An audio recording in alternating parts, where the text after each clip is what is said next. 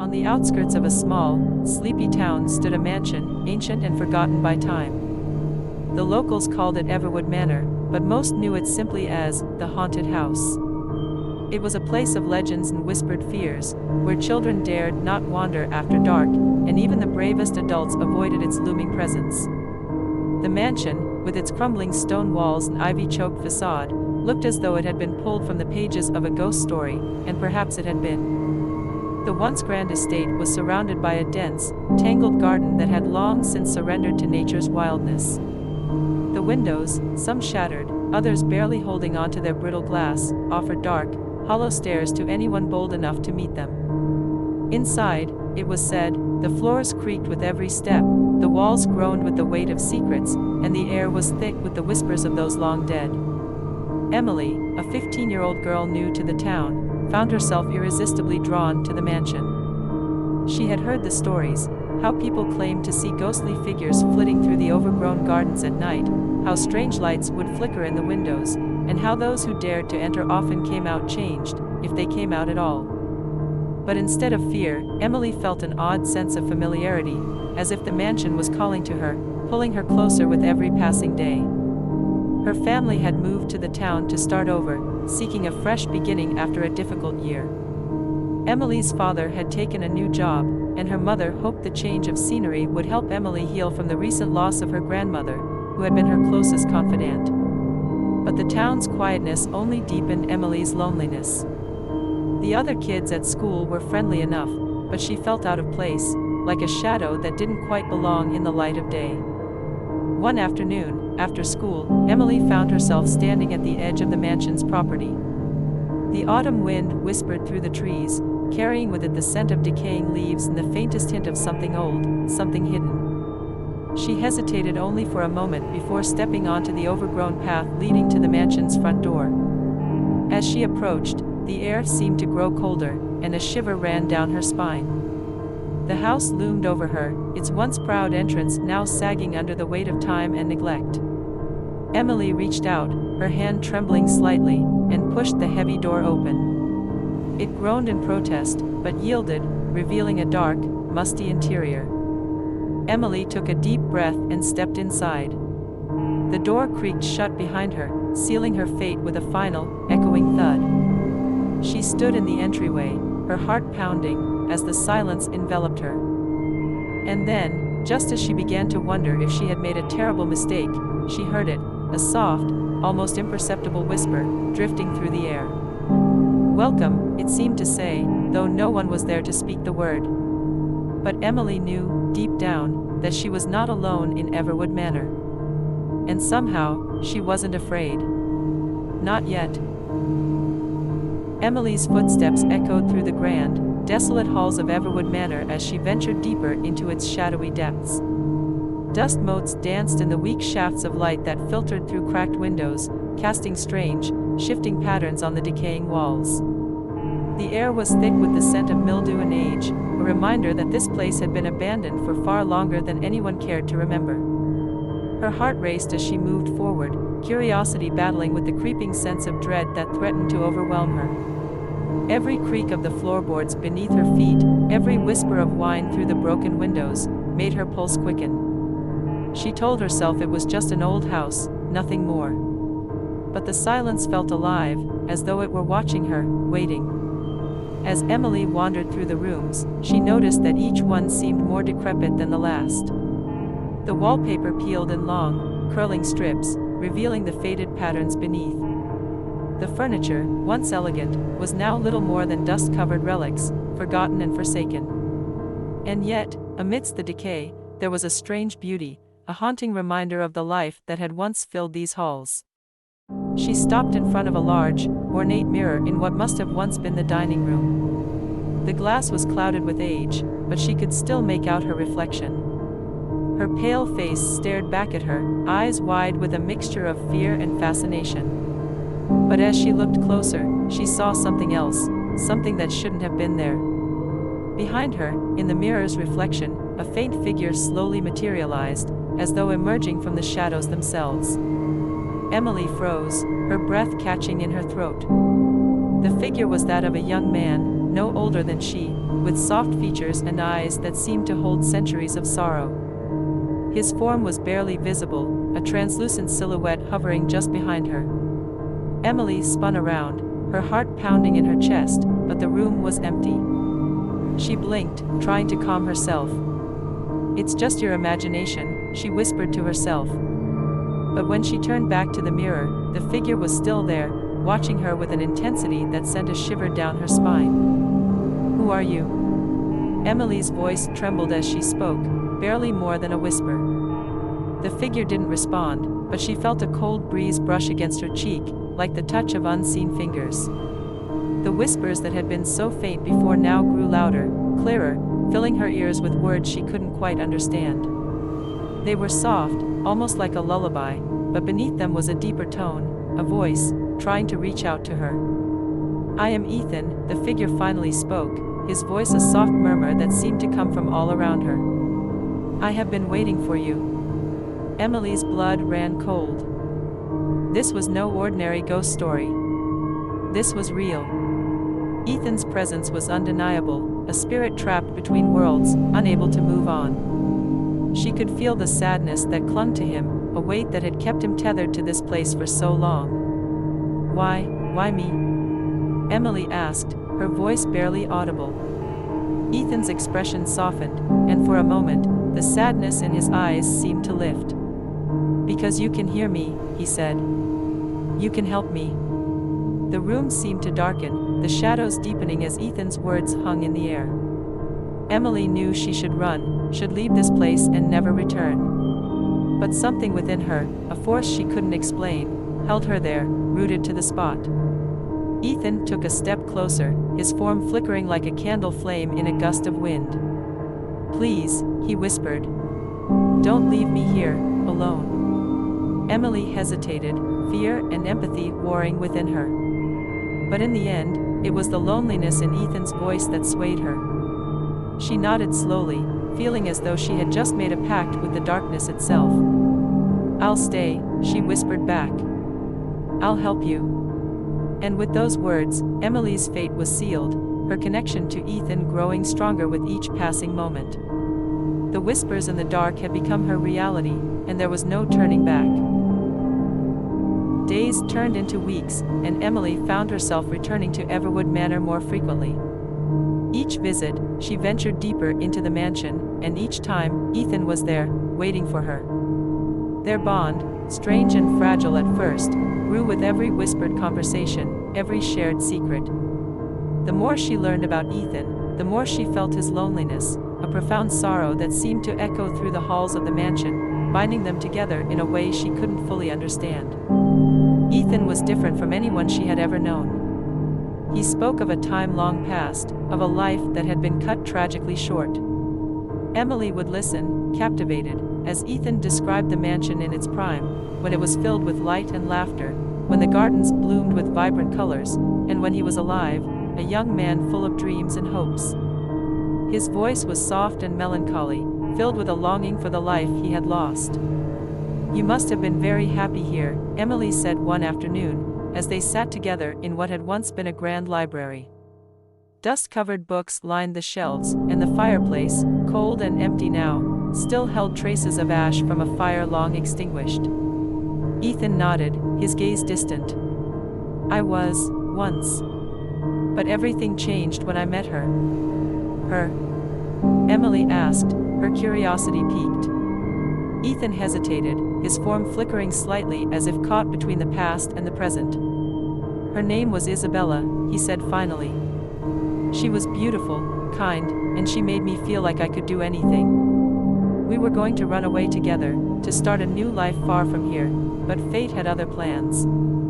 Emily felt a pang of sympathy for him, but also a strange twinge of jealousy. The thought of Ethan loving someone else, even in the distant past, made her uneasy. "What happened to her?" she asked, her voice barely more than a whisper. Ethan's expression darkened, the sadness in his eyes deepening. "She was taken from me," he said, his voice thick with emotion. "I was blamed for her death, accused of a crime I didn't commit. But I swear, I loved her more than anything. I would never have hurt her."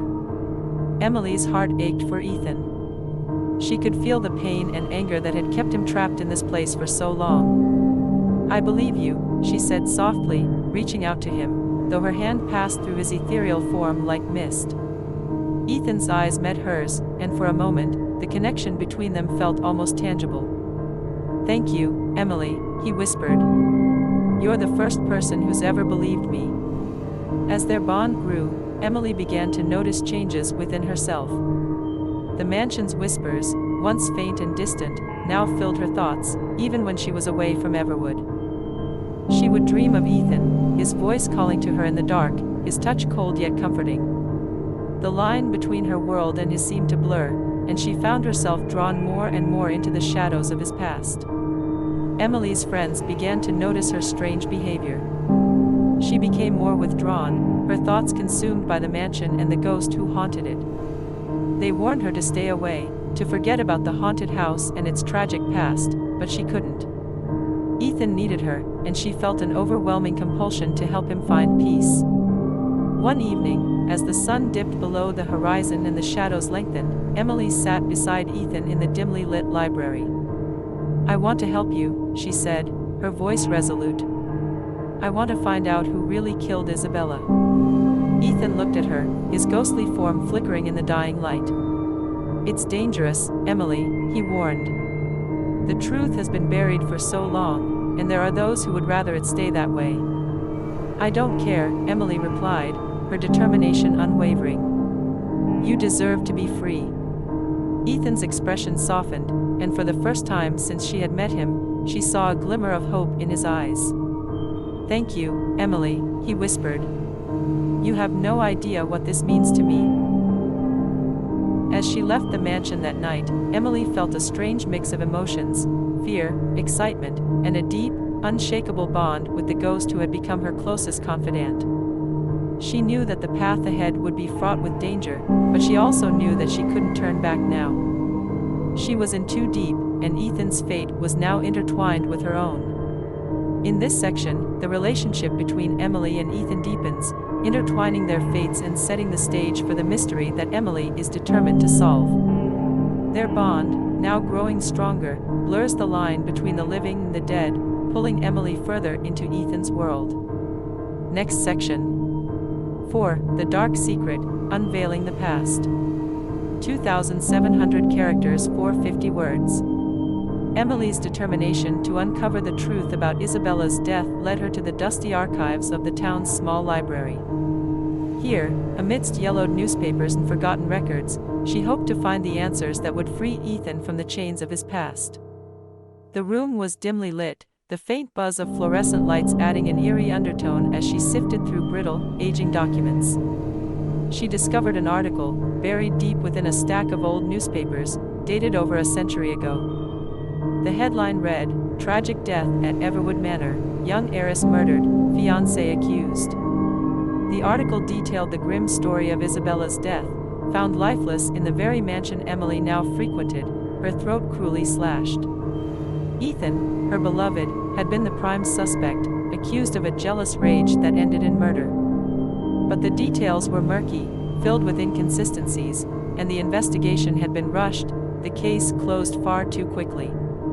Emily's fingers trembled as she read further, piecing together the clues that pointed to a different story, one where Ethan was not the villain but another tragic victim. The article mentioned a Lord Blackwood, a powerful figure in the town at that time, who had been close to Isabella's family. His name was laced with whispers of corruption and a dark reputation that made the townfolk wary. Emily's heart sank as she realized the implications. Lord Blackwood had the motive, the power, and the opportunity to cover up the truth. Determined to learn more, Emily dug deeper, finding fragments of stories, rumors of Lord Blackwood's obsession with Isabella, and how he had been enraged when she chose Ethan over him. Some hinted that he had threatened her, others suggested he had been involved in darker dealings, but nothing was ever proven. The more she uncovered, the more Emily was convinced that Lord Blackwood had orchestrated the entire tragedy, framing Ethan to rid himself of a rival. Armed with this newfound knowledge, Emily returned to Everwood Manor, her mind racing with thoughts of how she could use this information to help Ethan. As she stepped inside, the familiar coldness greeted her, but this time, it felt different, more oppressive, more urgent. She found Ethan in the library, his figure barely visible in the flickering candlelight. His eyes, once filled with sorrow, now held a glimmer of hope as she approached. "I found something," Emily said, her voice trembling with the weight of her discovery. "I think I know who really killed Isabella, and why." Ethan's form flickered, as if the air around him was charged with energy. "Tell me," he whispered, his voice tinged with desperation. Emily recounted everything she had uncovered, from Lord Blackwood's obsession with Isabella to the rushed investigation that had condemned Ethan without real evidence. As she spoke, Ethan's expression shifted from sorrow to anger, and finally to a grim determination. "We have to expose him," Emily said, her voice firm. "We have to let the truth be known, so you can finally be free." Ethan's gaze softened, and for a moment, he looked almost alive. "Thank you, Emily," he said, his voice filled with emotion. I never believed anyone would care enough to find the truth." But as the two sat in the darkened room, the flickering shadows seemed to twist and writhe, as though the very house was reacting to their newfound resolve. Emily couldn't shake the feeling that they were being watched, that the mansion itself was aware of their intentions. Outside, the wind howled, rattling the windows like the distant wails of a forgotten soul. The truth was out there, buried beneath layers of time and lies, but Emily knew that uncovering it would come at a cost. The darkness that had consumed Ethan's life was not yet done with him, nor with her. As the days passed, Emily's determination to expose the truth about Lord Blackwood grew, but so did the mansion's eerie presence. Everwood Manor seemed to respond to her discovery, its dark corners growing darker, its whispers becoming more insistent, more malicious. What had once been a place of sorrow now felt like a nest of barely contained malevolence, as if the very walls were closing in on her. The hauntings that had been subtle before were now impossible to ignore. At night, the air around Emily would grow cold, and she would hear footsteps echoing in her bedroom, as if someone, or something, was pacing just out of sight. Objects in her home began to move on their own, chairs scraping across the floor, books falling off shelves, and doors slamming shut with no one near them. Even during the day, when she visited the mansion, the atmosphere had changed. The whispers that had once seemed sad and pleading were now sharp, hissing threats that filled her ears with venomous words. "Leave, leave while you still can," they hissed, but Emily couldn't walk away, not now, not when she was so close to helping Ethan find peace. Her friends and family noticed the change in her. She had become pale, haunted, her eyes always darting to the shadows, as if expecting something to leap out at her. They pleaded with her to stop visiting the mansion, to let go of whatever obsession had gripped her, but she couldn't explain it to them. They wouldn't understand the bond she had formed with Ethan, the responsibility she felt to free him from his torment. But the mansion's grip on her mind was tightening. She began having vivid nightmares, in which she was trapped inside Everwood, unable to escape. In the dreams, Ethan would appear, but he was different, his eyes hollow, his face twisted in agony as he reached out to her with cold, spectral hands. "Help me, Emily," he would whisper, his voice laced with despair. But as she tried to reach him, he would dissolve into shadows, leaving her alone in the dark. During one visit to the mansion, the hauntings reached a terrifying peak.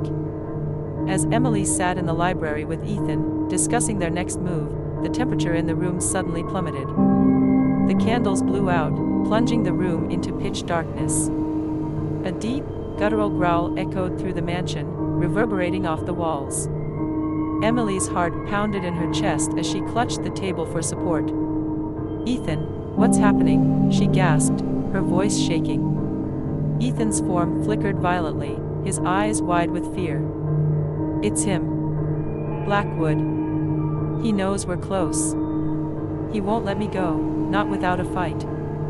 The room seemed to come alive with a violent energy, as if the house itself was resisting their quest for the truth.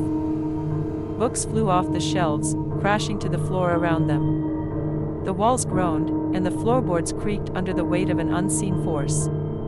Emily felt a surge of panic, her breath coming in rapid gasps. We have to leave. Now. But as they fled the room, Emily could feel the mansion's grip tightening around her, as if trying to pull her back, to trap her within its dark, decaying heart. She knew, without a doubt, that the mansion would not let her go easily, and that the closer they got to the truth, the more dangerous their journey would become. This section intensifies the horror as the mansion's hauntings escalate, reflecting the growing danger Emily faces as she uncovers the truth. The bond between Emily and Ethan deepens under the mounting pressure, but so does the terror that threatens to consume them both. The mansion itself becomes an antagonist, a malevolent force determined to keep its secrets hidden. Emily barely slept that night, her mind racing with fear and determination. The events at the mansion had shaken her to the core, but they had also strengthened her resolve.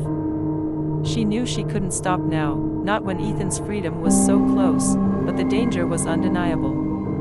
Whatever force controlled Everwood Manor, and possibly even Lord Blackwood's lingering spirit, was growing more aggressive, more desperate to keep its secrets buried.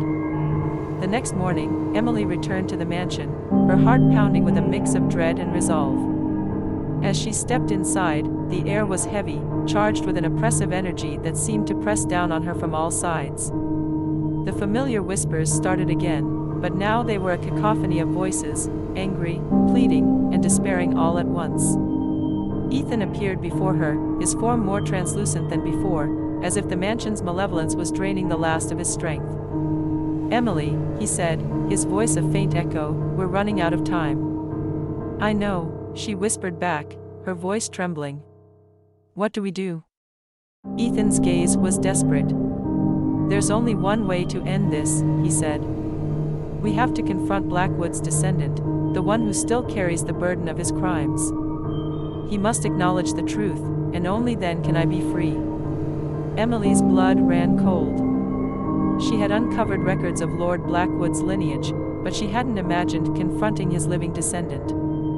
David Blackwood was a respected figure in the town, known for his wealth and influence, but also for his cold, distant demeanor.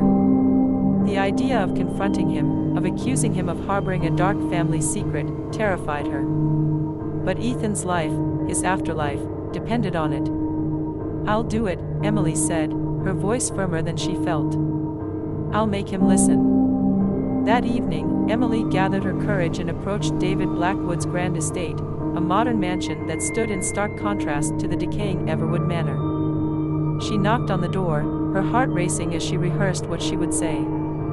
The door creaked open, revealing David himself, tall and imposing, with piercing eyes that seemed to see right through her. "What do you want?" he asked, his voice cold and dismissive. Emily swallowed hard, forcing herself to meet his gaze. "I need to talk to you about your ancestor, Lord Blackwood, and what really happened to Isabella." David's expression darkened. "That's ancient history," he snapped. "Nothing to do with me." "But it does," Emily insisted, her voice trembling but determined. "His crime has haunted Everwood Manor for over a century. His spirit, his evil, still lingers there, torturing innocent souls. It won't end until the truth is acknowledged." David's eyes narrowed, and for a moment, Emily saw a flicker of something, fear, perhaps, or guilt. But it was quickly replaced by anger. "You're insane," he said, turning to close the door. "No, wait," Emily cried, desperation edging into her voice. "Please, just listen. If you don't, Ethan will never be free. And neither will you." David hesitated, his hand on the door. "Ethan," he repeated, his voice softer now, almost uncertain. "Yes," Emily said, seizing the moment. "He was wrongfully accused of Isabella's murder. Your ancestor did it," he framed Ethan, "and his spirit has been trapped in that cursed mansion ever since. You're the only one who can set him free. You have to admit the truth." David stood there, silent, his face a mask of conflicting emotions. The tension in the air was palpable, and for a moment, Emily feared he would simply dismiss her and send her away. But then he sighed, a deep, weary sound, and nodded. "I've always known," David confessed, his voice barely more than a whisper. "My father told me, but I was too afraid to face it. The guilt, the shame, it's been a burden on my family for generations. Then ended, Emily urged. Acknowledge the truth. Free Ethan. David looked at her, his eyes filled with a sadness she hadn't expected. I will, he said quietly. It's time to put the past to rest. Relief washed over Emily, but it was tempered by the realization that this was only the beginning. The truth had been uncovered, but now it needed to be spoken, to be heard by those who could finally lay the past to rest. As David agreed to accompany her to Everwood Manor, Emily felt a strange mixture of hope and dread. The confrontation was far from over, and she knew that the final battle with the darkness that haunted Ethan and her was still to come. Emily and David stood at the entrance of Everwood Manor as the sun began to set, casting long shadows over the decrepit structure. The air was thick with tension, and a cold wind swept through the overgrown gardens, making the leaves rustle like whispers from the past. David hesitated, his face pale, as if the weight of his family's sins bore down on him with every step he took. Are you sure about this? Emily asked, her voice barely above a whisper. David nodded, though his expression was grim. It's time. I've run from this for too long. Together, they entered the mansion. Inside, the darkness seemed to pulse with a life of its own, the shadows crawling along the walls as if aware of the impending confrontation. The familiar coldness settled around them, and the whispers grew louder, filled with anger and sorrow. Ethan appeared before them, his form faint but steady. His eyes met Emily's, filled with both hope and fear. This is it, he said softly, his voice a blend of desperation and anticipation. This is the moment that could set me free, or bind me here forever. David stepped forward, his face a mask of guilt and determination. I acknowledge the truth, he said, his voice trembling but resolute. My ancestor, Lord Blackwood, murdered Isabella and framed Ethan out of jealousy and spite. The Blackwood family has carried this burden in silence for too long. It's time to atone. As David spoke, the mansion seemed to shudder, as if the very foundations were reacting to the confession. The shadows recoiled, the whispers quieted, and for a moment, the oppressive atmosphere lifted, replaced by a tense stillness. Ethan's form flickered, and he looked at Emily, his eyes filled with gratitude. Thank you, he whispered, his voice barely audible. Thank you for believing in me. A tear slipped down Emily's cheek as she realized what was happening. Ethan's form was beginning to fade, dissolving into the surrounding light. Ethan, wait, she cried, reaching out to him, her heart aching with the realization that this was goodbye. Ethan's gaze softened, and for a fleeting moment, his form solidified. He reached out, his cold, ghostly hand passing through hers. I'll always be with you, Emily, he said, his voice full of love and sorrow. You gave me peace. Now, it's time for you to find yours. With those final words, Ethan's form shimmered and then vanished, leaving only the echo of his voice and a faint warmth in the air where he had been. The mansion, once filled with dark energy, now felt empty, like a great weight had been lifted.